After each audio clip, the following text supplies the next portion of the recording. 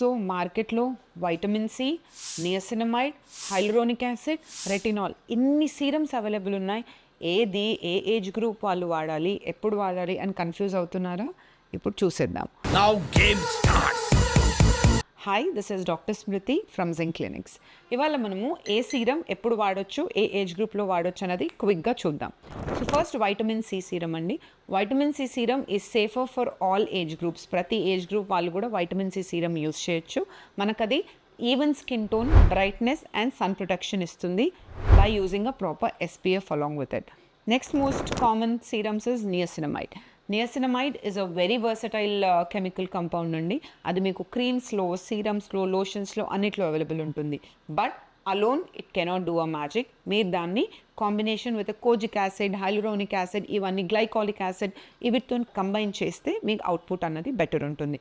ఈ సీరం మీరు 20+ నుంచి వాళ్ళు తప్పకుండా యూస్ చేయొచ్చు. Next most common hyaluronic acid serum.